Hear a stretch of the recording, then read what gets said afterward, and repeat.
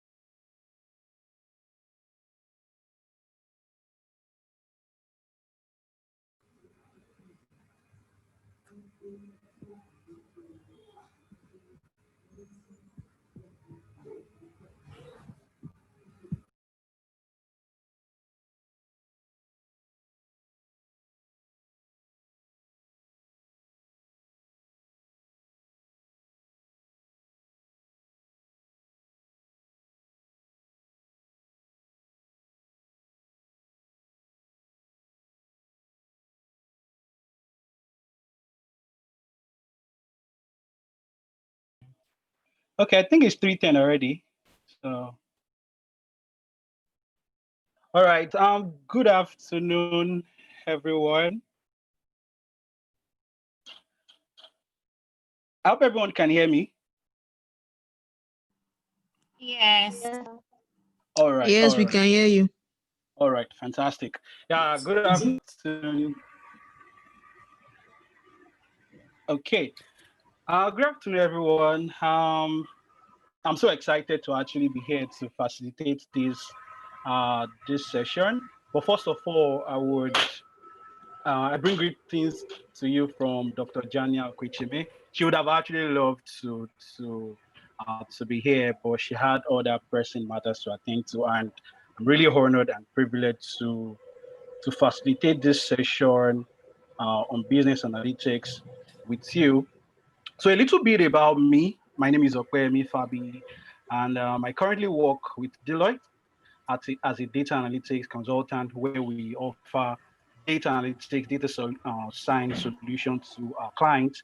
And I would say I've been opportune to actually work on end-to-end process of the data science solution, from core analytics of data visualization, data management, down to machine learning and predictive analytics. So in the next couple of minutes, because this session is scheduled for just 1 hour, then 30 minutes for question and answer, I would be sharing my little experiences so far working in the consulting space, as well as my experience working in the manufacturing space. So the title of this session basically is Business Analytics for Data-Driven Decision Making. And sorry about that. Okay, so in this session, we'll be covering introduction to business analytics. So I'll be letting us know, I'm sure many of us are already conversant with what business analytics is all about. I would just probably be giving a different perspective and also an addition to what we already know about business analytics. And also I'll be talking about the journey to harnessing the power of analytics, because the truth is, analytics is actually a journey. It's not a one-off thing for organization to just start off and start maximizing. Okay, or can you hear me clearly now? Thanks for notifying. I didn't know my volume was very low. Can you hear me now? Yeah, I hear you. Yes. Yes, we can hear you. Okay. Thank you for that. I didn't know I wasn't audible enough. So we're covering journey to harnessing the power of analytics, because analytics is a journey. So it's not a one-off thing. And that's why it's always interesting when people, the first thing they often talk about is, oh, how do you build machine learning model and the likes? And it's interesting to know that not all data science or not all analytics problems actually require machine learning at its way. And that's why it's a journey. So I'll be talking about the journey to harnessing the power of analytics. And also I will be talking about what role you play. You as a professional, you as a data analyst, as a data scientist who want to solve business problem with your skill, what role do you play in the business space? Then I'll definitely be there will be room for question and answer. So straight into the subject matter, what is business analytics? Like I said, I'm very sure many of us in this room, at one point or the other, you've touched base with what business analytics is all about, and you know what business analytics or what data analytics is all about. But in simple terms, business analytics basically is just you leveraging on data to solve a business problem. So you are using statistical techniques, you are leveraging on the data to make an informed decision. That means you want to support decision making. You are just using data as a means to an end. So that means data is just a medium. The goal is the business. And oftentimes people ask me, what's the difference between business analytics and data analytics? There seems to be more or less like it's intertwined, and a lot of people use them interchangeably. Even though there's actually a tiny line between business analytics and data analytics. So what then is, how then does data analytics differ from business analytics? Both class actually leverage on data, meaning they use data to solve a problem. But the difference between business analytics is the fact that business analytics is heavy on the business. So that means you communicate more to the business, you talk, you are in touch with the business, with the stakeholders. You want to understand their standpoint, you want to understand their pain point, you want to understand what the problem actually is. And based on your understanding of what the problem actually is, you now try to check what the data is saying regarding that before you now make decisions to solve the problem. While data analytics, on the other hand, is heavy on data. So that means you have your data wrangling skills, you have your data analysis skills, you want to build those dashboards, you want to build those model and bring out those insights. So both parties leverage on data, but it's just what both parties do that differentiate business analytics from data analytics. So business analytics is heavy on the business. You understand what the business is saying. You understand the pain points. You want to solve stakeholders' problems and challenges. Based on that understanding, you now want to use data to solve the problem. Oftentimes in many small and medium enterprise organizations, right? A data analyst will often also play the role of a business analyst. So that means you interface with the client, you try to understand what their problems are. Then based on your understanding of their problem, you use your analytical skills to question and get insight out of the data. Then when you are done, you also make presentation and also see how to support decision making to stakeholders. So oftentimes you can also play both roles, but you could have organization where you have business analyst and you have a data analyst. And like I said, the goal basically is what? To gain actionable insight, to support informed decision making. So that means there's no analytic if you are not solving a problem.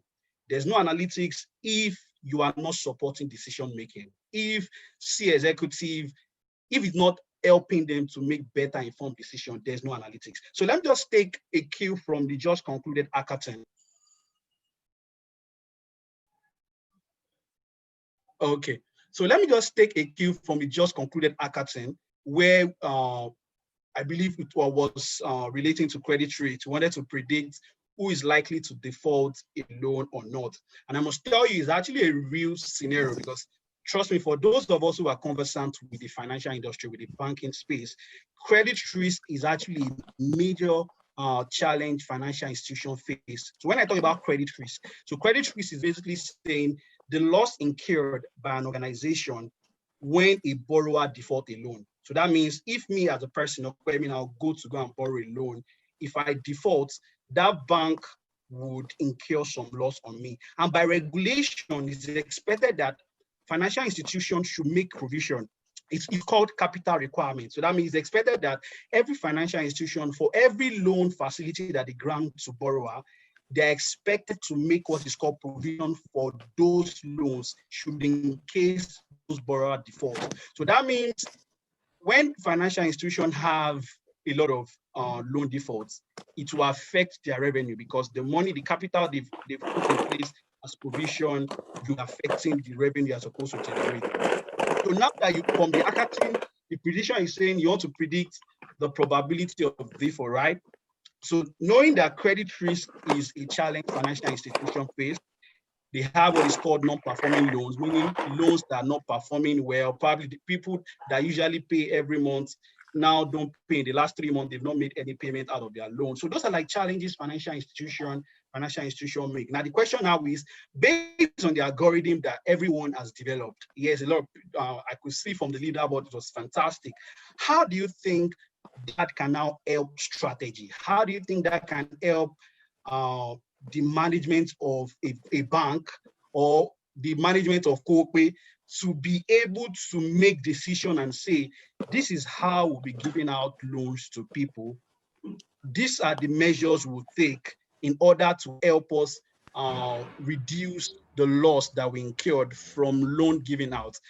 And that's where you now leverage on the analytics, which is the modeling you've developed to now make decisions. So a perfect scenario, because I've been opportunity to actually work on a credit risk modeling for a client.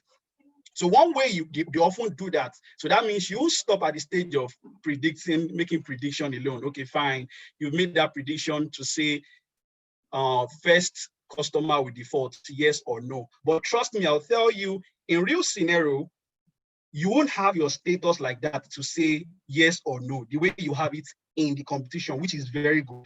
But in real scenario, you will not have that status already defined for you.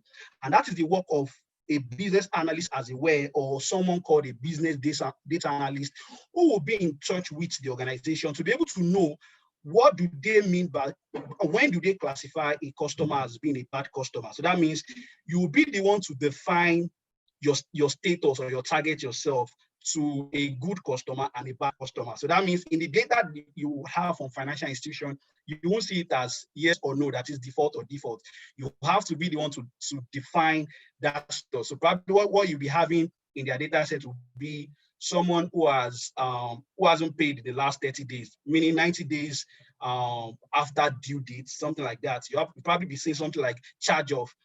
For customer that they believe cannot pay again, they call them charge off. You probably see someone that's probably not paid in the last 30 days, in the last 60 days. So based on your understanding, based on your pain point, and based on the conversation with the client, you'll be able to now define that status to say, okay, fine, these are the people who classify as good customers, meaning those that did not default. And based on this, say somebody that has not paid the last 90 days, or people that have been classified as charge off will be classified as what? As bad customers. Now, after you've developed the algorithm which everyone has developed, the next thing will now be, how does that now affect, how does that help the organization, the bank, to be able to make decisions? And that's where you now start talking about off rates. So that means you want to now tell the financial institution now want to know that, oh, if 100 people, based on the algorithm you claim you have developed, if 100 people come to borrow loan, what will be the approval rate? What will be the rejection rate? And what will be the quality of loans we'll be giving out to our customers? So these are the questions you will be able to answer, leveraging on the model you've developed. So I'm just trying to let you also know that, yes, it's not enough to develop the model. The model that will be developed, or the analysis that will be developed, are to tie down to what? The goal of the business. So let's say the goal of the business, the bank basically wants to say, okay, fine, we don't want to give out loan to anybody anyhow. We want to give what is called quality loan. So that means they want to achieve quality loan, giving out loan to people that they are very sure will not default the loan. So that means in that instance, what they could probably do is probably set what is called a threshold. Say, okay, fine, whoever has the probability of default, say less than or equal to 5%, they will only be giving out loans to those people. So that means anybody that have probability of default greater than 5% will be classified as those that will not be granted loans. So in that instance, the financial institution will be able to know what will be the approval rates, what will be the rejection rates, and a host of other things. And that's why when you come to business analytics, oftentimes there's always what is called the less is more. And that's why model interpretability, model explainability come in place, because you want to be able to tie whatever analysis you are doing to the business. And that's why it's very interesting. I'm very sure the top 10 people that top the hackathon definitely would probably be using the assemble method, stacking, algorithms, and gradient boosting, and all of those things. But as it were, we know there's what is called trade-off between accuracy and explainability, because when it comes to the business space, explainability is key. The CEO wants to understand why should we give this person loan? Why shouldn't we give this person loan? What are the features that influence giving this person loan? So it's not all about, oh, the accuracy is 98%. It's not all about the accuracy is 100%.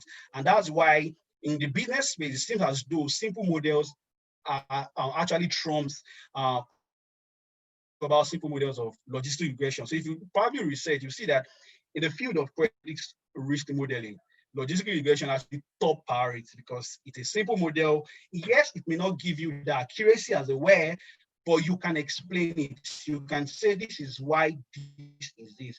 So, and that will make you see how that the goal of business analysis is what? Is the business. You need to be able to drive decision making. So if you're not driving decision making, then that means analytics is forfeited. Analytics is futile. So you walk from the business. It's more or less like reverse engineering. You come from the business down to whatever you are doing. So the business actually drive everything you are doing. So you don't just take and you don't just make any assumption anyhow. All your feature engineering that you are doing has to tie to the business because you understand what the business is saying and they are realistic.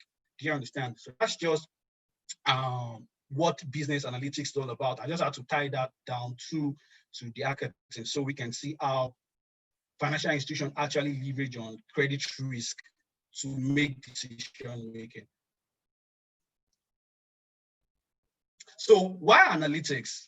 What's the inside advantage? So oftentimes, yes, there's something that is called insight-driven organization, right? And it's basically organization leveraging on data. Yes, many organizations are still doing the traditional way of leveraging on their experience, their intuition, but as technology advances and as data increases exponentially, organizations that are able to leverage on analytics would actually be at the cutting edge. So that means they would have what is called the inside advantage. Imagine if you could identify who your next customer will be, if you could help an organization identify who their next customer will be. Imagine just based on what we just did from the marketing, we're able to predict who is likely to default a loan or not. So something like that gives a financial institution an advantage such that they won't give out loan blindly. They'll be giving out loan based on what the data is saying, not just based on the traditional way of how they're doing things. I talk about how analytics can help organizations detect. So probably want to detect, imagine helping an organization detect probably internal fraud or external fraud, leveraging on abnormalities observed from the trend of the data, and also the inside advantage of ability to anticipate. So that means you can actually say this is what will happen. That way it drives your decision. You say, based on what you've seen, you can anticipate what will happen. And most importantly, you can tap into opportunities. You can tap into the gold mines of values that can help you make better, faster, and you are proactive in terms of decision making because of the insight advantage that organizations have leveraging on data analytics. So someone once said, today's great competitors are actually those that are able to seize the advantage of insights, which is actually very, very true. So that means organizations of the future are those that are insight driven. They are not driven by gut alone, in as much as you can't rule out the place of human touch. So I often hear people talk about, oh, robots to take up jobs and the likes. Well, yes and no. There's still going to be the synergy. And that's why organizations leverage on the power of analytics to drive, to seize those advantage of insight. So now let's talk about the spectrum of analytics. What are the spectrum of analytics? And before then, I would talk about the various type of data, basically, that organizations are exposed to, or the data organization basically collect. Now, the popular big data, I'm sure every one of us are conversant with what big data is. Talk about the 5 V's of big data, which is the velocity, how that the rate at which data is being generated is spontaneous. Data is generated every minute, every second. Talk about social media data. Internet of Things, smart devices, they are churning large amount of data at a fast rate, real time. And that's talking about the velocity at which the data is being generated. The second V of big data, for those of us that are conversant with it, talk about the volume of the data. So how that the data is large in size. The data that is being generated, called big data, cannot sit in your regular Excel spreadsheet, cannot even sit in some of the database because they are large. They are not structured the way, right? And that's why you talk about the volume. It is very, very, very, very large. And the next V talks about the variety. So you have a lot of the data comes in different form. You have it as structured, you have it as unstructured, you have it in different ways. Talk about emails, text, and all of those things. So it's unstructured, it's in different formats, and that's what the variety talk about. And the next V, which is the fourth one, talk about the veracity. And this is talking about the quality and the integrity of the data. So what is the quality of the data? So that means you're having large data, what is the quality of the data? And the last V, which is the most important, that sits on the top of the pyramid, which is the value. So that means you want to be able to generate value out of the data that is being generated. And it is interesting to note that the fact that organizations are generating data does not mean those data can actually generate value. And that's why one of the role of a business analyst as a or a business data analyst is to help organizations see, this is your problem. Do you even have the right kind of data to even solve the problem you want to solve? And that's where value proposition comes in place. Now, when we talk about traditional data, which we all know, a data sits in that has rows and columns, relational data that sits in a spreadsheet, that sits in a database that you can query with your SQL or structured query language. So it's just the normal data that we have access to. And now there's now one which is called dark data. Now, dark data, it's basically a form of data organization collect which they don't use. Now, what do I mean? Take an instance. If I take a selfie or I take a picture and post and write a comment on it and post it on probably Instagram or Twitter or LinkedIn, right? I generate data, I generate metadata. Aside the text that is there, I have the images, and there are all other metadata, talk about the time, when I posted it, where the location, and probably the type of phone that I used to make that. Now, from my own side as a consumer, I just probably will care about the comments or the post I make. From the other side of the social media organization, say Facebook, trust me, they will leverage on other metadata, which is called dark data as well. They are using it. And thank God for the drive of deep learning and all of those AI technologies that is now helping organizations tap into dark data. So dark data basically is their data organization collect that they are not using. Talk about your emails, your data that they've archived, probably for compliance purposes. It's just there sitting somewhere as storage, which they are not tapping into. Probably talk about server logs, call logs, all of those data that they are not leveraging, they are not using now. But as technology advancing, there will be need to start tapping into those data. And that's what is called dark data. So now what is now available in the spectrum of analytics? You have what is called descriptive analytics. Now, in this era of descriptive analytics is where organizations answer the question, what happened? So this is where you do all your exploratory data analysis for everyone. I'm sure we are all conversant with that. So this is where you want to see what is the default rates.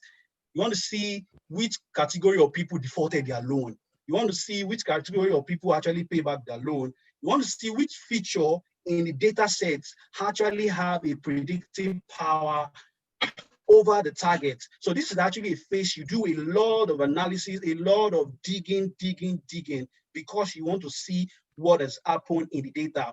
And someone once said, he said, torture the data long enough that it will confess to anything. So that means it's just it's a function of your curiosity, the function of you asking the question targeted to the business. So you want to answer the question, what has happened? And some example like I put here is you're talking about default risk exploration, taking a cue from a credit risk modeling, a credit risk problem, or you want to talk about customer segmentation. If you are say you're doing the customer analytics. So you want to see the cluster of your customer. Who are my customer base? What is the demography of people that actually purchase your goods? What is the demography of people that actually make sales, or people that click and interact with your ad? So that's you answering the question of what has happened. Now the next phase in the spectrum, though they go hand in hand, is what is the diagnostic, and what is that talking about? So that means you want to ask the question, why did it happen? Because truth be told, you can't do descriptive without diagnostic. I think they go hand in hand. So imagine if I pick a data set now and I see outliers in the data set. The next thing I want to check is which category of people actually fall to those class that have the outlier. So that means the more I see any trend, the more I ask, why did it happen? And as I'm asking, digging to see why it happened and what happened. Okay. I don't know if Sarah can mute everyone. Yes, sure. I'll do that right now. Okay. All right, thank you. So you want to answer why did it happen? So they go hand in hand. And the third phase, which is the third thing in the spectrum, is what is called the predictive analytics. So now this is where your machine learning come in place. This is where you now want to make prediction. And like I said, not all data analytics solutions are actually, they require machine learning. It's very interesting to know. When I get to the other building block, you see that. So this is where you do all your predictive analytics. So we talk about the probability of default. You want to know is likely to default a loan. You want to know, you want to do what is called stress testing. Now, a lot of organizations are being impacted currently as a result of the pandemic because nobody saw the pandemic. So one of the things prediction organizations that are insight driven want to do is what is called stress testing. So they want to know how have we been stressed based on this pandemic, and what is the likelihood, how is it going to impact our revenue probably in the coming month or in coming years. And that is leveraging on historical data to now want to do what is called predictive analytics of what will happen. So stress testing, customer behavior, of making recommendation is also one application of predictive analytics. And the last aspect of the fourth aspect in the spectrum, which is key because that's what ties everything. So that means if you do descriptive analytics, you do diagnostic analytics, you do predictive analytics, and you don't make, remember I said the goal of business analytics is what? To support informed decisions. So that means if you do all of this and it does not support, there's no way it affects decision making. It does not support any strategy. Trust me, it's as if everything is just waste of time because business want to make money. Business is only, they are only interested in what? In revenue. So that means in the midst of all of these analytics that you've done, you've questioned the data to know what has happened, you've asked why it happened, you make the prediction. The next thing you want to say is what? How can we make this happen? So now you want to start prescribing, you want to recommend, and that is how decision making is being strengthened. And taking example from the credit tricks, that's the probability of default, since that's actually what the pre-bootcamp Accuracy leverage on. So that means in this instance, one way decision making will be supported. So now you've made the prediction, you know who is likely to default a loan or not. That's perfect. That's fantastic. So the next thing the CEO or the MD wants to know is, what should we do? How can we now have quality of loans given out? So your advice may now be, oh good, if we make our cutoff rate to say the probability of default is 10%. So that means anybody that have that the model has predicted to have probability less than 10%, these are the people who will only be giving out loan. And what that will give us is, say, based on that threshold and cutoff rates we have set from our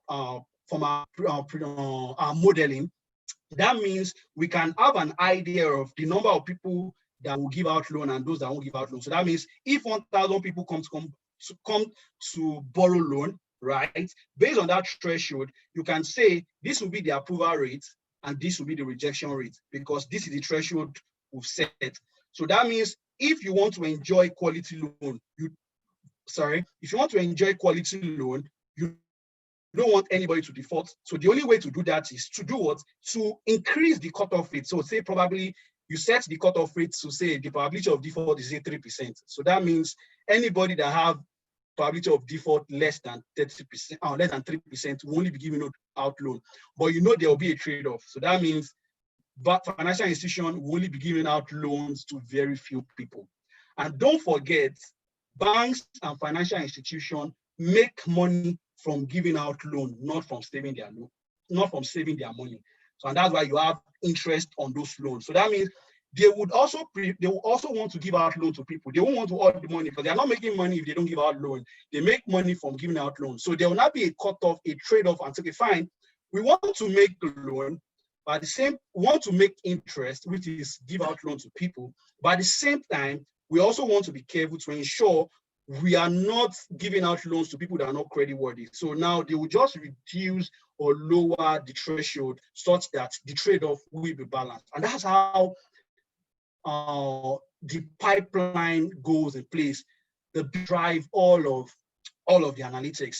And the last one, which is what technology is driving, the explosion in data is driving, is what is called the cognitive. So now you are now seeing machine replicating and thinking and making decisions like humans. So now this is now the era where you talk about your robotic process automation, you talk about text-to-speech, computer vision, natural language processing, and all of those things, machine translation, where the machine behave like human.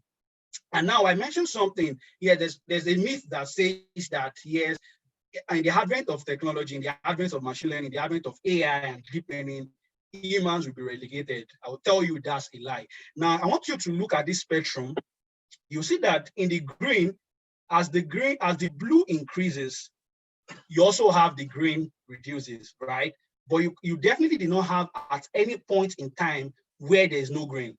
So the green talk about the human input, right? So that means there's no way, no matter how technology advances, there will always be that synergy between humans and machine. And that's why it is called the age of wit. So that means there's a synergy between humans and robots. Because yes, humans would just help, robots will just help all those routine tasks. So basically, we won't say the advent of machine learning and deep learning will take jobs. Yes, some jobs will not be available, but at the same time, more jobs will be created. Now you're now having new roles called chief data officer, you're having roles called data strategy, you're having new roles called the popular one, analytics translator. So these are people that sit in between, middlemen between the business and the technology. So as the technology advances, more opportunity will come in place for people like you, for people like me, who are able to harness the power of analytics. So it's a myth thinking that analytics, the rise of artificial intelligence, the rise of machine learning, the rise of deep learning is going to relegate humans completely. That's actually a myth. I don't know, I think someone asked a question. Okay. So now the next thing I want to talk about is identifying data analytic opportunities, which is where, this is now the session I would want us, we can mute our mic to now talk about how do you think, now these are questions organization need answers. These are questions they want you to help them. You as a professional that understand data, they want you to be able to propose solutions to them. And that's why I often tell people that are probably trying to break into the data science space of getting a job.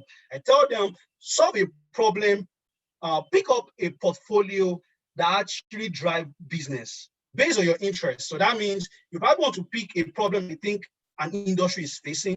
Look for dummy data available on Kaggle, dummy data available on Zindi or anywhere, and see how you can provide and see how you can model that solution based on that problem. In that way, it makes it easy for you to have conversation in an interview. Say if I walk up to it, if I'm interviewing in a banking industry, right, and I've worked on this predictive analytics model of determining who's likely to default a loan or not. I can comfortably talk about that because I know that's a problem they face in the financial industry. I can say, yes, I built a machine learning model.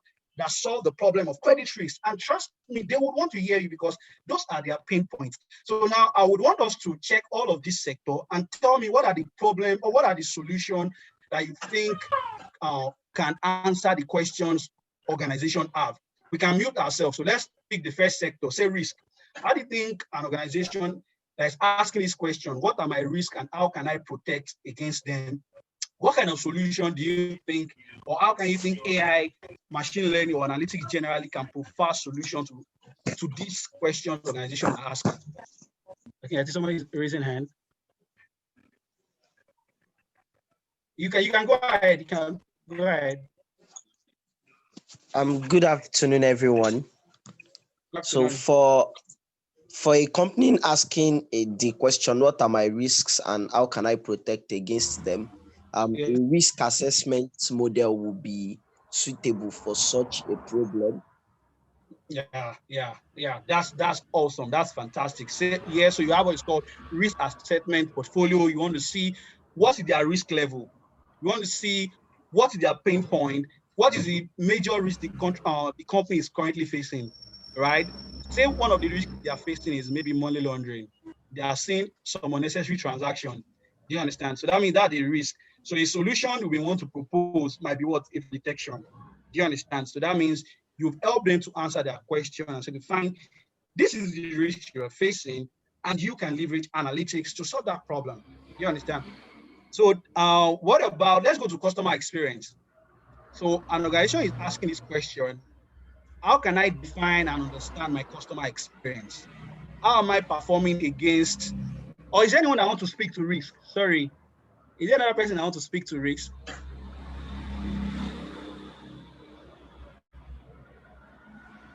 Is there anyone that wants to speak to risk? You can mute yourself, or let me unmute. Is there anyone that wants to speak to a solution that could help an organization to answer their question of risk, how they can manage their risk and protect them? Anyone? Well, okay. Good afternoon, everyone. Good I think afternoon. in addition to what the last person just said, in addition to the risk assessment model, I think for that same model, the level at which different risks the company takes, the actual company takes should be determined. So as to determine which what particular risk should this company actually take and what particular risk should actually be left alone. So I think that's just in addition to what the other person has said. Thank you. Yeah, that's really fantastic, and that's why I worked on a project which is basically called risk management. And what that risk management basically is, it comes as an executive dashboard. So that means at a glance, an organization can see which aspect of their business process, which aspect of their business operation actually have the highest risk, which is similar to what both of you have said. So it let organization know what is their risk profile on different aspects of their business operation. So that way, at a glance, you'll be able to know which area they need to give more attention and flag. You understand? So thank you for that. So let's go to the next sector, which is customer experience. So an organization is asking the question, how can I define and understand my customer experience? Okay, some people are raising up their hand. Let me check.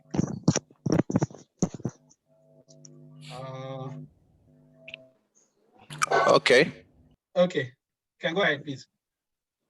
Yes. You can check for the customer experience through let's use, for example, a website. You try to check the the rate in which customer come to your website and the rate in which they leave your website and how many pages they are able to open when they come to your website. And from there, you'll be able to, after diagnostic, like you just have said, you can now predict or prescribe what particular ads that you can use that will help sure that will increase your customer retention rate. Yeah, that's fantastic. Thank you for that. Any other person want to say something regarding that? Yes, sir. Thank you, sir. Concerning, there are also other business metrics like the net promoter score and customer churn rate for something like a subscription-based company. Yes. That's fantastic. Another person, let me also get. Good afternoon. Good afternoon, sir. Good afternoon. We can also use sentiment analysis in order to derive sentiment, and we can also use chatbots to foster the relationship between the organization and the customer. Awesome. That's fantastic. Everybody have actually said the right things. So that means you could come from the angle of saying you want to see what. Can I? Yes, you can. So you can also build a recommendation model to help suit the product that the customer will want to use. Like Netflix does, when you click a genre, it kind of recommend movies that you maybe want to watch, and which in turns increase customer experience. Exactly. Awesome. I think someone else is raising up. Okay, you can go ahead. Good afternoon, everyone. Good afternoon. You can also build a feedback rating for the customers, and again, customer experience is actually determined, and what we actually look after is how customers actually come back to acquire maybe your service or your products. Yeah. That's really, everyone have actually said fantastic stuff, which is correct. So you may want to probably make a prediction, say you want to come from the angle of sentiment. Say, fine, what are the customers saying about my product? So you want to see what's the proportion between the positive, the negative, and those that are just neutral about the product. And so when you talk about churn, so you want to see, probably want to build a churn model to see who are the people that have left and what the probability of people even leaving. That's to that. You also come from the angle of saying, there's what is called experimental design. So experimental design is now saying you want to see where, I think that's the first that said that. So you want to have an idea of saying how many people transition from the first page of clicking to actually maybe registering and making a purchase, or those that just come to my website and they leave.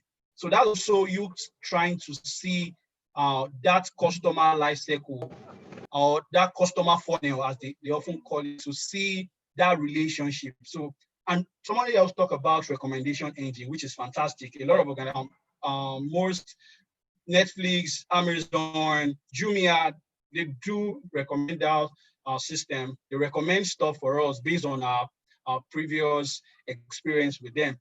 And so we've actually said a lot of things, which is very, very, very correct. So these are actually the pinpoint organizations are facing. So this is the question they've had, and they need answers to them. Yes, they know analytics can solve them, but how will they solve them? And that's where you come in as a professional to leverage your experience and expertise to be able to provide solution. So now, just to more or less reiterate what everyone has said. So these are just solutions. Now you talk about customer analytics, which is all customer analytics, what I've mentioned. An organization wants to launch a new product. So they want to be sure, will people actually adopt this product or not? So one way they can do that is experimental design, which is very interesting. So what's experimental design? We all know what is called A/B testing. So they probably do what is called control and observe group. So they do some control and see how will people respond based on changes before they finally go ahead to launch the product. And that's how analytics is driving customer analytics. So the next thing, talk about the risk, which we also after we want to build a fraud detection. Model. Now, another thing is what is regulatory expectation, which the second person, I think second person that spoke relating to risks mentioned, the second person mentioned risk profile. Now, every organization, they have regulatory, they have a lot of compliance, they have a lot of regulatory obligation, they need to comply. So that means as long as they are using analytics, they also need to comply to regulatory obligation. And they also want to leverage analytics to be able to make work easy for them. So analytics also make it easy for organizations to be able to do what? To comply. So that means if they are data driven, they'll be able to know how to collect the right kind of data to be able to comply with regulatory obligation. Now for supply chain, I've had experience working in supply chain. Supply chain, you could do what is called demand forecast. So that means you want to have an idea of, say, okay, fine, based on all our products, what is our demand going to be, say, next month, next 3 months? And based on that knowledge, they'll be able to know how to plan on material. So there's what is called material planning, to be able to know how to get all the necessary things to before manufacturing those products. So analytics is also driving the supply chain space. Now, AI and cognitive analytics, as I've mentioned earlier, talk about your NLP, sentiment analysis, unstructured analytics of image recognition, and a lot of that. Now, for the finance space, that's the banking space, is what is called revenue assurance. So revenue assurance basically says, we find an organization is saying at the end of the year, this is our financial statement. We've generated this revenue. This is our income. Analytics can help the organization to be able to assure them that truly they've generated this revenue and they don't have anything called misstatement.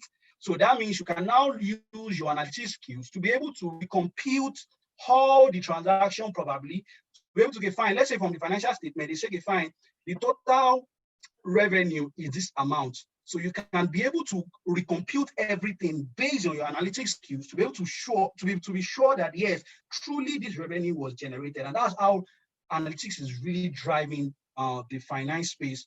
Same with the finance space, you have AI empowered transaction monitoring, you have fraud detection, you have alert management, and a lot of opportunities that can be harnessed. Wow, my time is really fast. So now, moving on to the journey to harnessing the power of analytics. Like I said, analytics is a journey. So that means you won't get to that point one day to be able to start building the machine learning model. So I know it's possible. A lot of people probably are in an organization and it seems as though you're not building the machine learning model, you're not building all those fanciful stuff you would have loved to do.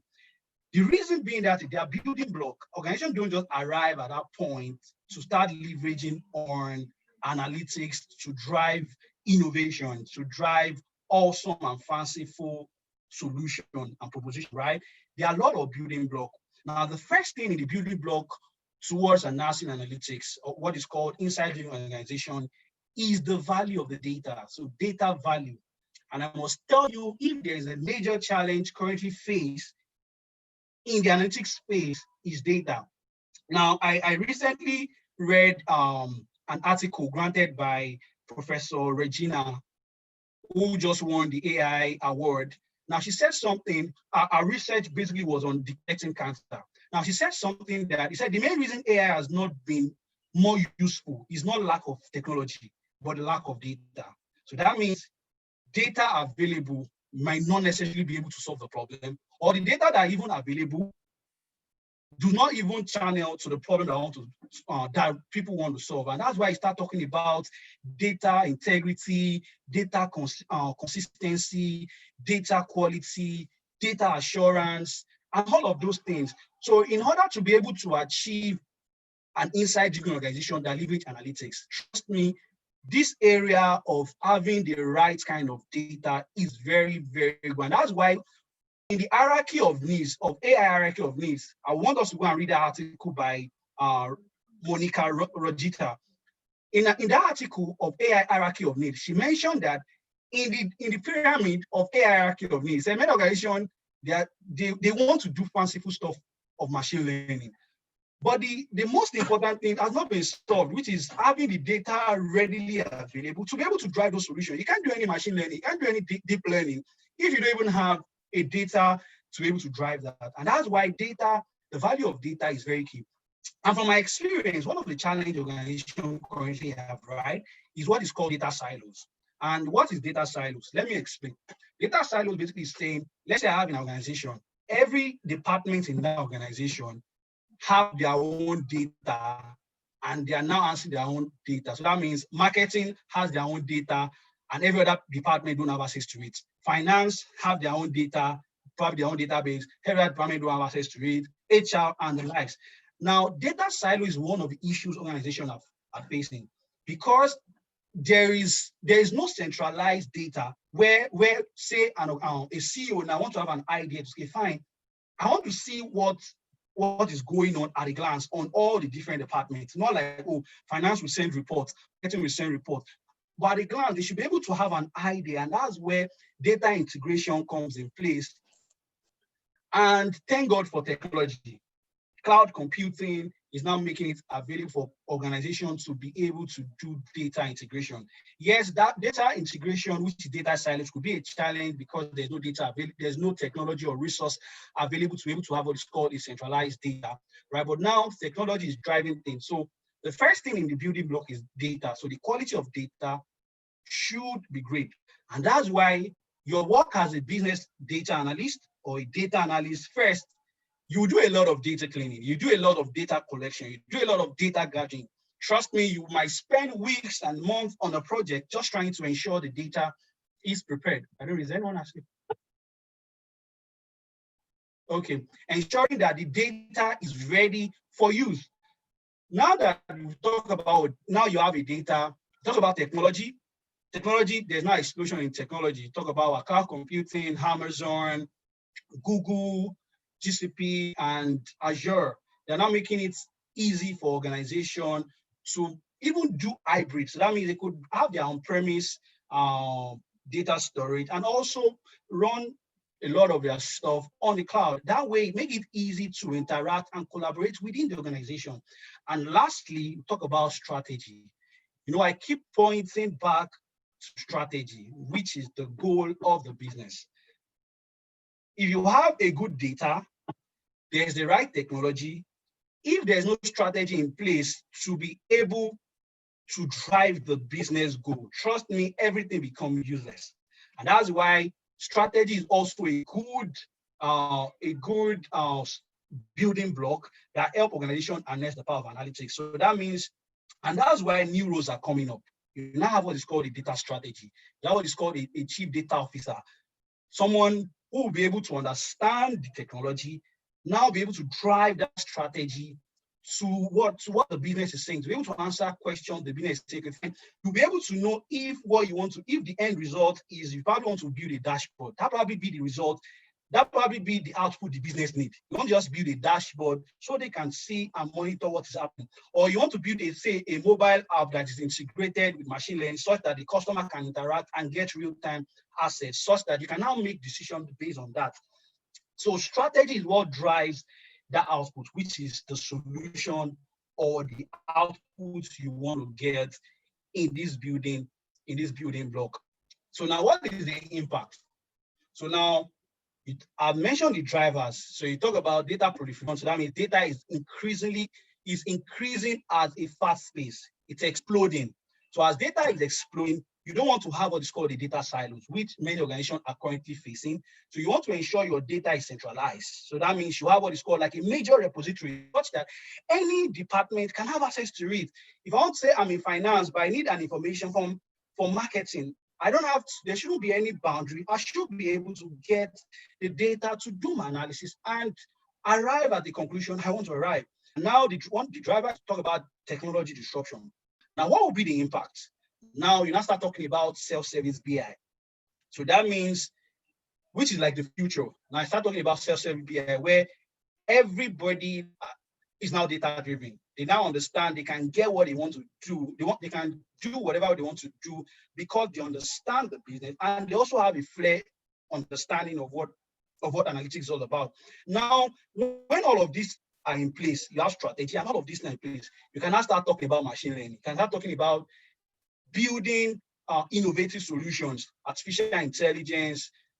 Talk about a lot of these solutions that would help organizations tap into the dark data. Remember, I talked about dark data that has not been tapped into. So that means organizations will still struggle to tap into dark data if all of these disruptors and drivers are not sorted out. So those are the building blocks in the insight-driven organization.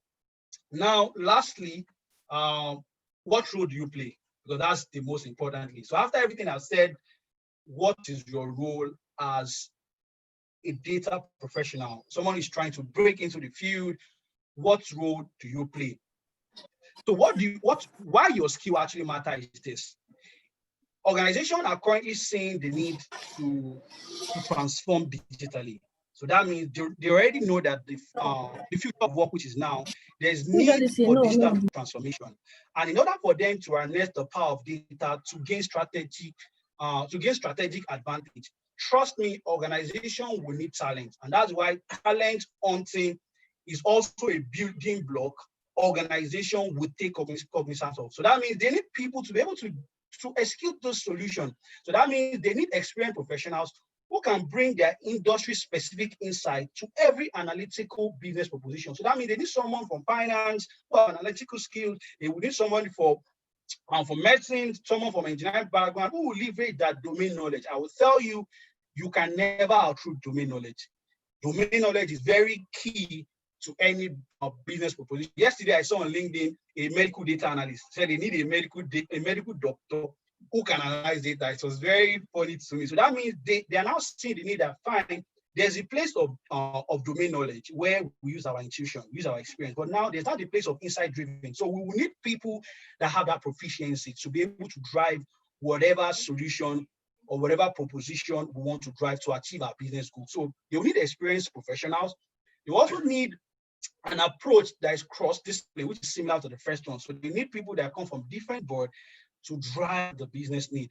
And lastly, the need for specialized cutting-edge skills to deliver instant access to the latest technology. So that means, and that's why analytics is a field where you just have to keep learning.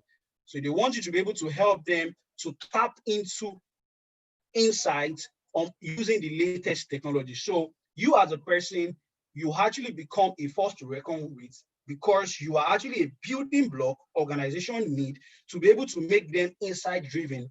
So in as much as they have the data, they have the technology in place, they probably have the strategy, but now they need the talent to be able to get the job done. And that's where you come in as an individual.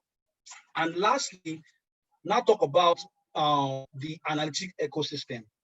Now, I know here there's always a debate about, oh, what tool is good, what tool is better, this one is better, that one is not. So I would tell you, trust me, the business doesn't care which tool you use.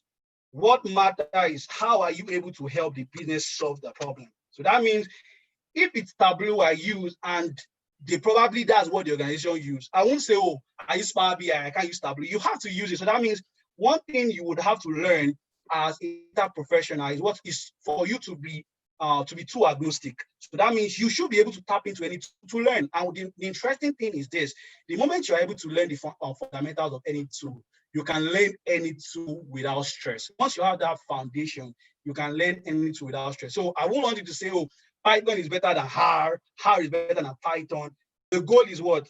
How does whatever solution you are coming with, how does it impact the business? How will it bring money to the business? Not necessarily which tool will you use. So that means when you are making a presentation to stakeholders, yes, you can talk about it, but they won't even care what to use. What they want to see is your output. How does it connect to business? Not which tool or why this tool is better. They don't care about that. So that means it's the business they're talking about. So now talk about the core analytics. Now, one skill which I have noticed a lot of people miss. Yes, they learn the advanced stuff, the deep learning and all of those things. And like I said, talk about the Nigerian market as where organizations are still trying to leverage to even get data. Organizations are still trying to even get the data ready to be in place. They're still trying to scale through data governance. So many organizations might not yet be leveraging on deep learning as well. But now talk about the core analytics organizations are leveraging currently. So I've seen that a couple of people don't actually know how to use SQL. And if there's one tool I tell anybody that you can't do without, in the last couple of months, I don't think there's actually a month I would have to use SQL to do anything, because it's like what you work with every time. So it's actually a tool you would want to learn. And definitely Excel, in as much as we know Excel has limitation, 1 million records, you can't analyze data beyond that. But trust me, a lot of organizations some organizations may not have up to that. So that means they will still have to do the analysis in Excel.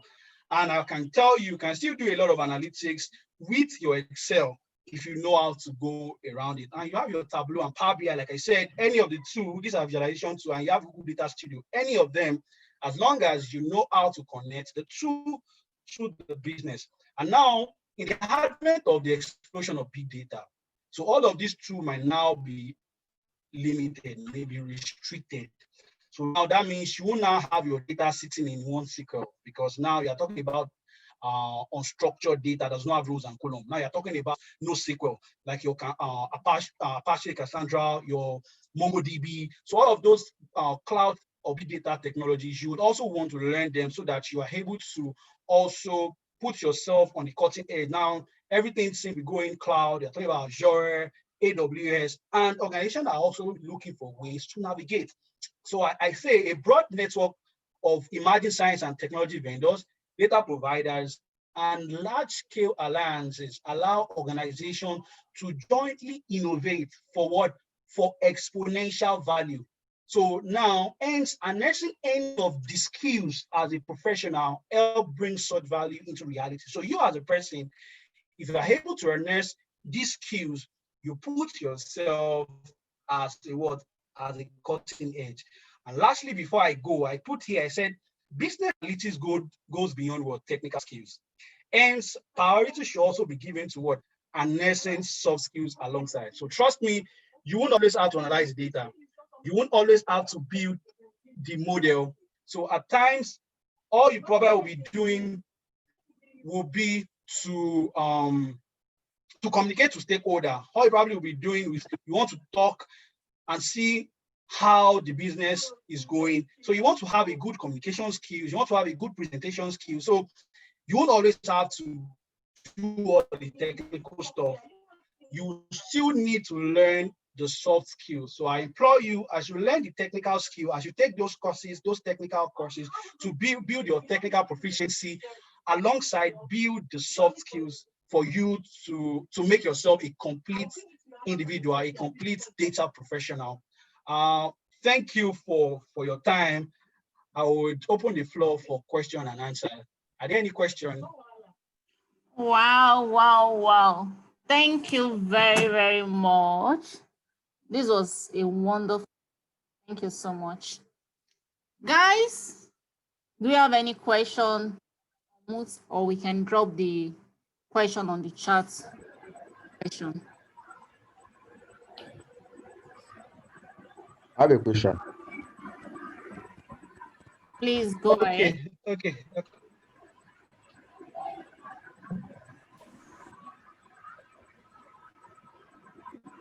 Can you hear me? Yes, I can. You can go ahead with your question. My one question is I have interest in the financial market. Okay. Yeah. So yes, I want to know how data science, because I've been hearing that data science can be used in financial market, in trading, in algo trading. In algo trading, I think so. So I don't know if you can give me a hint on how that can be done in the financial market, in the financial sector, using data science and all those tools you mentioned. So I think one of the things I mentioned was in the finance space. So I think now you are now specific as touching the finance space, right? Yeah, so in terms of the trading. So in terms of the trading, buying and selling of commodities with ML. I think that. Hello. In terms of the trading, the buying and selling of commodities in using machine learning and data science in algo trading.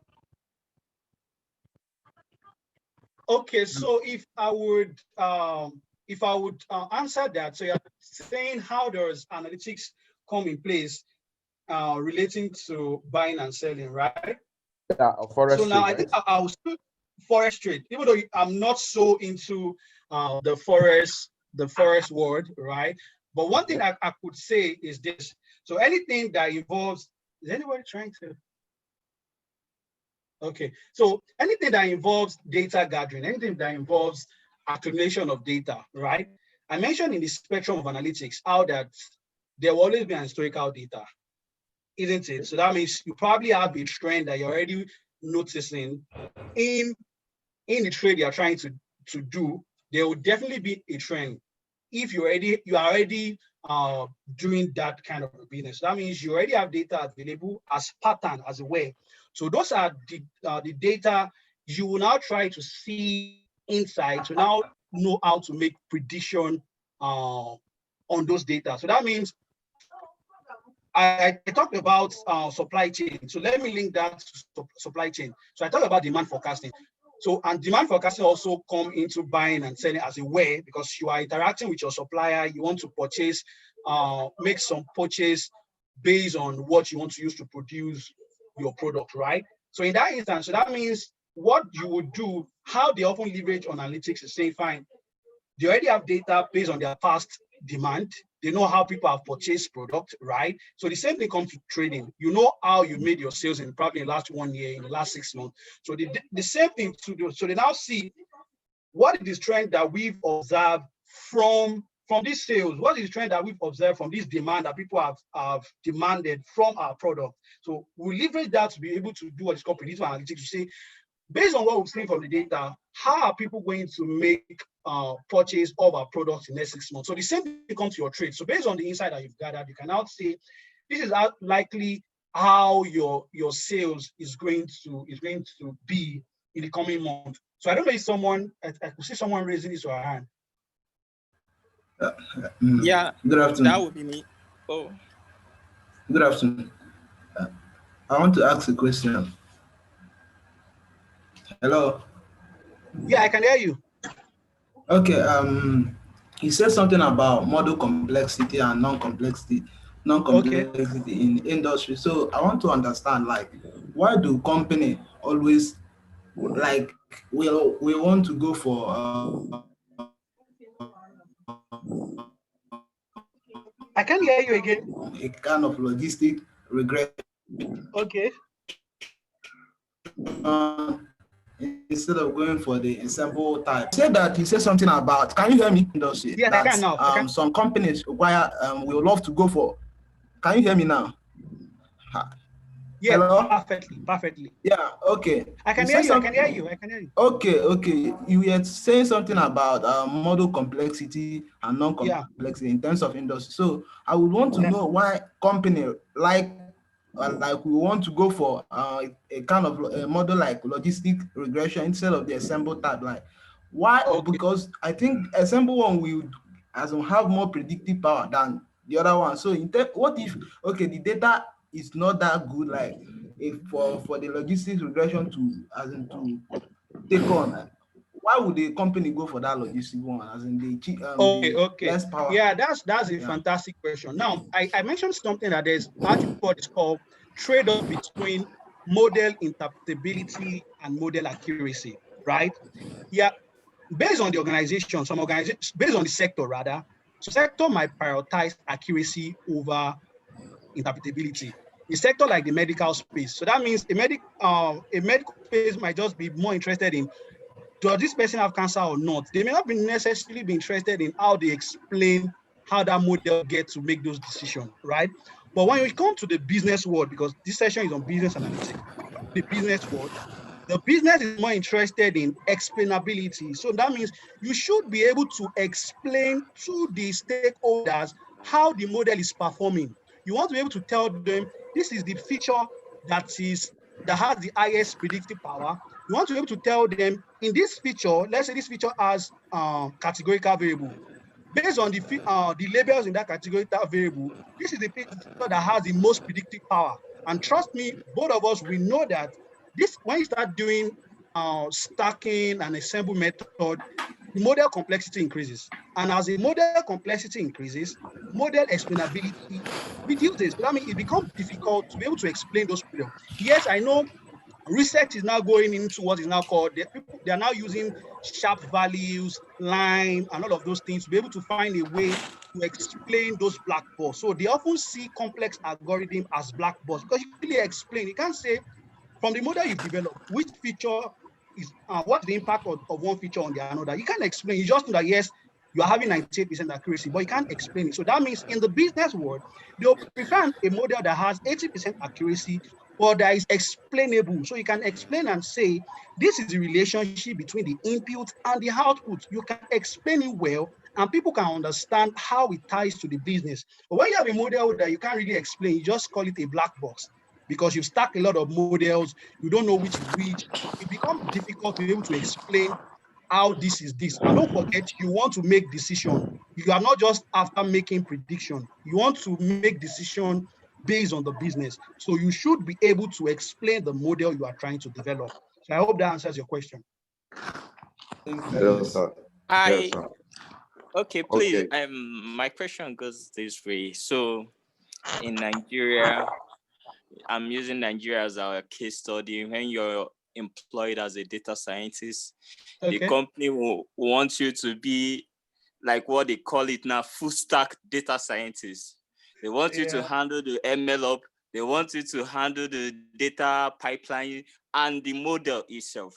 So from your experience, how has it been? Yes, you have that beautiful model. Productionizing it, how have your experience been so far? Productionizing your model. Okay, yeah, you're actually very correct, right? And it still boils down to organization leveraging what's called inside-driven organization, which I mentioned earlier, right? Yes, trust me, investing in data, in a data-driven organization, building that journey. Remember I said analytics is a journey, right? So for organizations to be able to transition to that journey, trust me, it takes a lot of investments. And investment such that they may not be able to, they may not even get the return of their investment in 3 months, in 6 months, because they probably will have to set up a team. Because the data basically function better when you have a team. Probably have someone that is doing the analytics, someone doing the data visualization. That's why you have roles, say visualization expert, and all of those things. So it takes a lot of investment, trust me, it takes a lot of cost for organizations to invest in analytics. Do you understand? And that's why what they do is, yes, they get probably 1 or 2 people to be able to do all those pipeline.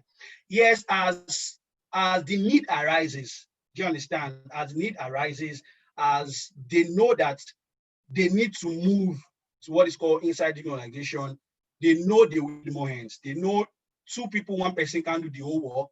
And that means that's where needs for people to join force to be able to get the job done. So I understand completely. And I'm telling you, the reason why that is because, 1, the cost of investing into analytics, trust me, it's not easy. It takes a lot of cost for the organization. Cost such that they may not even get revenue. They may not even get any revenue on it, maybe the next 3 months, setting it up. Do you understand? You don't just start getting the value on analytics immediately. It takes time. So that means the organization might probably have a team such that in the next 1 month, 2 months, they may not be able to get, as it were, revenue from them, but they are just investing on them. So it takes a lot of cost. It's a function of cost implementation and all, right? And also the state of the data structure of organization also. Remember I said data governance, data management, data assessment is still what many organizations are still trying to have. So that means you don't employ a lot of people and you don't have any business or any solution or proposition for them to do. They'll just be redundant. Do you understand? So they're still trying to get a lot of things in place. But as those things, those building blocks which I mentioned, as the building block of, as the data is ready, as the technology is in place, as strategy is in place, trust me, there'll be need to bring more people. So it won't just be 1 person doing a lot of things. Hello, sir. All right, great. Yeah. So I don't know if this is me, I'm speaking for myself. So regarding like they're looking for entry-level opportunities. I've noticed that companies basically in their job requirements, they splash a lot of tools, Tableau, Power BI, and personally from experience, there are some tools that are easier to use as a single person, like Power BI. Personally, it's easier for me to use Power BI than Tableau, considering licensing and all that. So how does one go about it, considering the fact that these tools, they actually do the same thing, but then you apply to this job, they are saying they want Tableau. Meanwhile, you are very good at Power BI, but then you start at a disadvantage because you can't use Tableau. Hadoop, a lot of cloud services that ordinarily I can't afford by myself. So I personally believe that there is usually on the job learning, but then it doesn't work like that most of the time with all these companies. All right, I understand your question basically. Yes, when you see some job recruitment, right, you see a lot of tools. You probably might see an application where all these tools are expected, right? But now the truth is this: I often tell people you don't have to learn all the tools. You just have to pick the ones and learn it. So that means probably I learned SQL, I learned Power BI. I may not necessarily need to learn Tableau again, right? I may not necessarily have to learn Quick Click View or even Google Data Studio. Do you understand? I learned R. I may not necessarily need to learn Python. Or I learn Python. I don't necessarily need to learn. But now when you see those applications, good. Those applications, yes, they may look daunting as it were, but trust me, they just need you to apply. As long as you have proficiency in some of those tools and you have proof to show, probably you've worked on a couple of projects, you have a portfolio to show for them. So you may not really have all of the tools to show for them. All that is needed basically is learn 1 or 2, 3 tools, be portfolio to show for them. And those are the portfolio you put on your resume. So that means you probably will have in a section of your resume projects that you've worked on, link to them so that any recruitment manager can easily go and see the project you've worked on. So I understand when you see some application, they could be daunting. They may need all of these tools. But I'm telling you, trust me, you may not necessarily use all of those tools when you even get on board.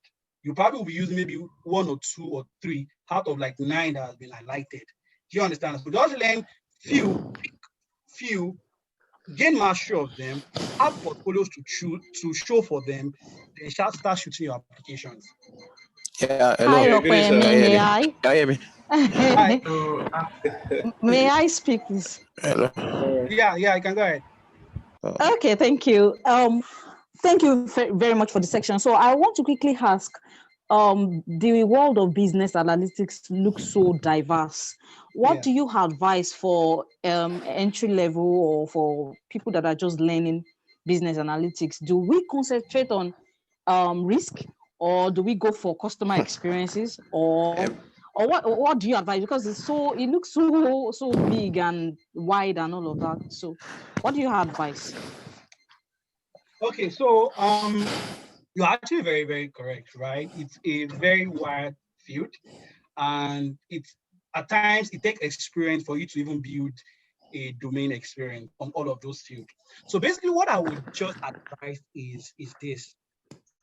So basically you can choose, it's based on interest. Do you understand? So that means I expect any data enthusiast to more or less like have as a way an industry in mind or a sector in mind you want to play in. Now, when I started out, the only thing after my research of starting out in data science, the only thing on my head was, okay, fine, I want to work in the consulting space. That's actually the space I think I wanted to play. Do you understand? Even though, yes, I did start my career in consulting, I started my career in manufacturing. But now what drive me was basically saying, understand how analytics is being done in that space, the space you are interested in. You probably would have to reach out to those in that space. Thank God for LinkedIn. LinkedIn has made it so easy for you to connect with anyone globally, anywhere in the world. All you just need to do is reach out to people in the space, in the industry you're interested in, people already playing in that space. They will be able to guide you to say, fine, these are the things that we do. These are the things you can do. Enthusiast who is trying to navigate into that space. So I can't tell you and say, okay, fine, this is what you should do. So it's just a function of your interest. So somebody might have interest of saying you want to play, you probably would have interest in the financial sector, or you have interest in the health sector, you have interest in the customer experience sector. So it's based on interest. So that based on that interest, trust me, reach out to people who are already playing in that space you would like to play in, to get guidance, and that way you can channel your learning towards that goal. Yeah, hello. Yes.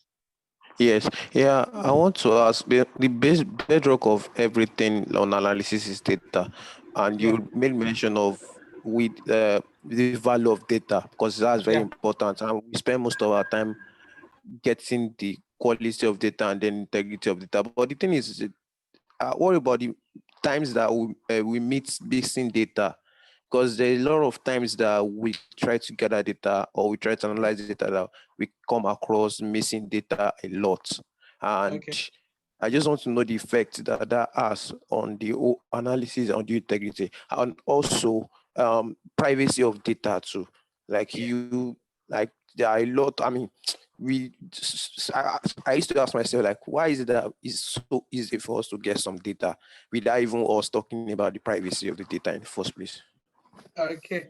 Yeah, so that's very key. Data privacy is actually a very, very important thing. So that means, and that's why it seems that the organization will not release their data just for use.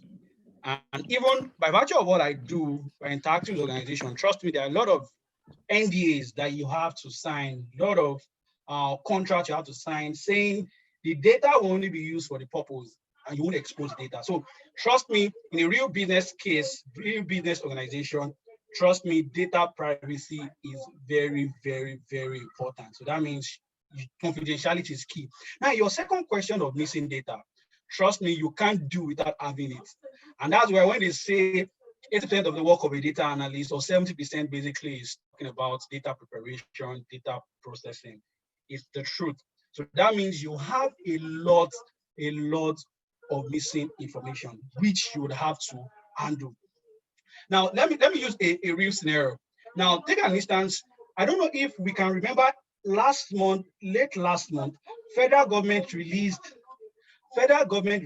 a news on Twitter asking people to self-certify.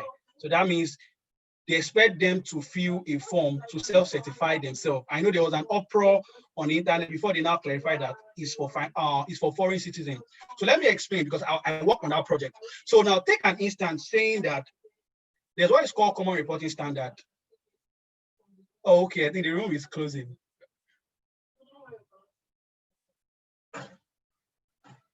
All right. It's not closing yet. Can you just? He's not closing yet. We can still continue. Like, okay. I'm enjoying it. Okay, so now talk about the common reporting standard. Let me just give you a little background of what's called common reporting standard.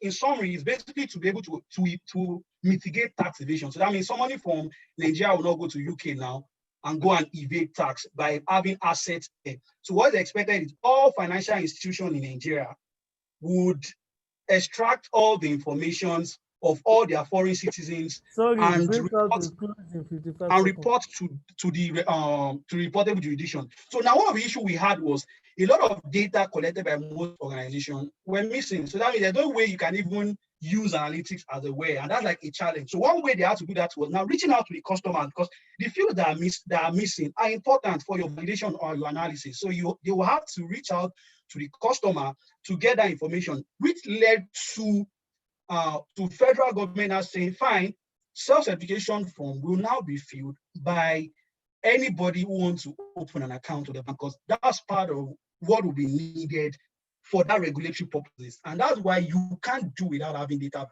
missing data. And yes, what you often do when you have missing information is still tied down to the business. You have to understand, dropping that, if you want to drop it, will it impact the business?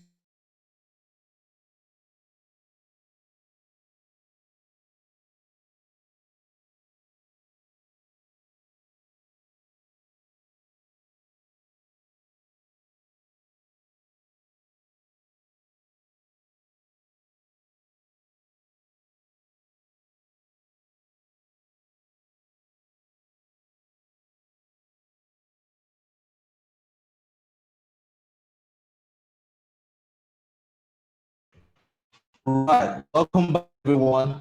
Thank you so much. I believe that we all had a very, very interesting session right there.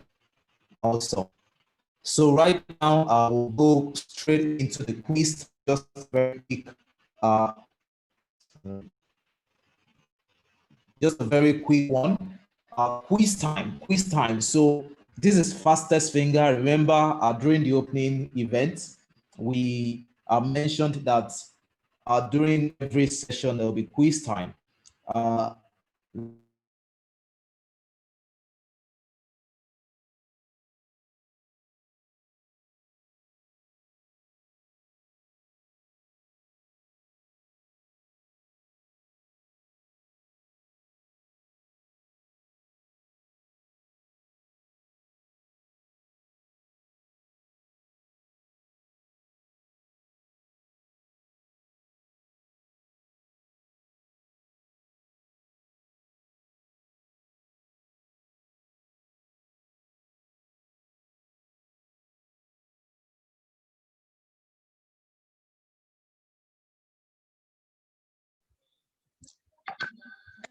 Hello, everyone.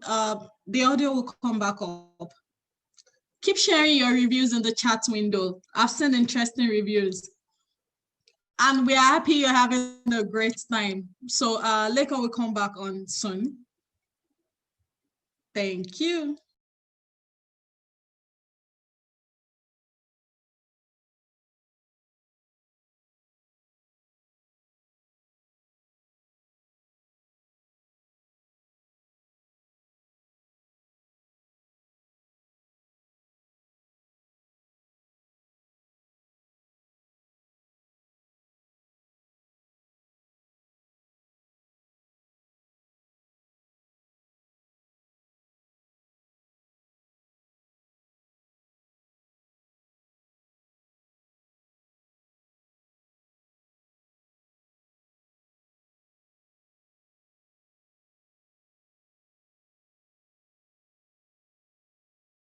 Okay, Leko is coming back online. It's true, research people, talk about our class now.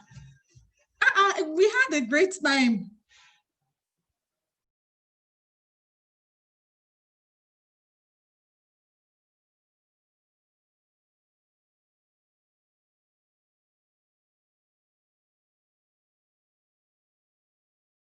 Yes, Francis, the bootcamp is designed to be on fire. We are happy with this feedback. We are happy that, yes, thank you, research people. Thank you, research people are responding. Thank you. Okay, I don't know where Lekon is. Lekon will share his screen again, but please share your reviews about the class, share it in the chat window, share experiences. It's why we are here. It's why we are here. Okay, I'm admitting more people, and Lekon will come back online and project the screen.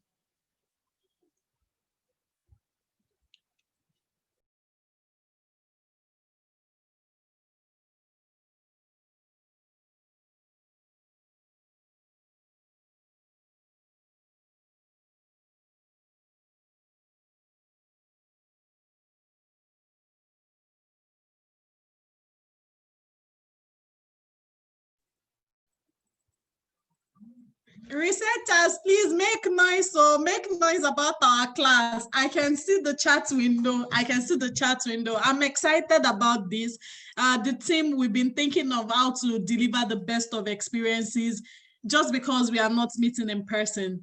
Thank you, team. Thank you for paying attention. And you know, this is only the beginning. We have 4 more days. We have a session at 5.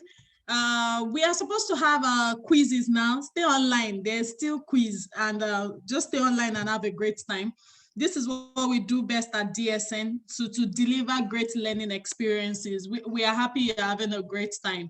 Okay, Leko, are you back online? Can you share your screen? I can see you.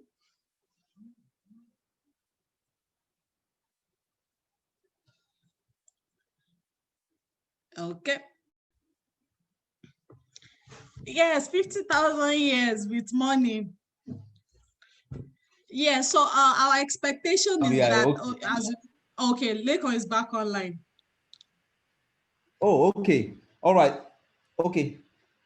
Please go ahead. I was just saying that I think we should start the quiz competitions from tomorrow. Okay, you know? So do we bring this to an end? People have shared great review about the 3 of our session. I was telling them how excited we are about this, and this is only the beginning of what is to come. Lekon, I think you should tell them more about that. Correct. As we round up this for the next session.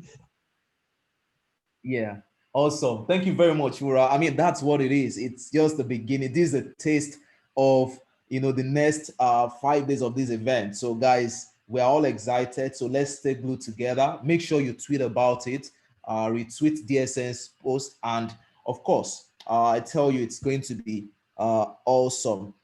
Okay, guys, it's been a wonderful session with you. So let's just all take a short break.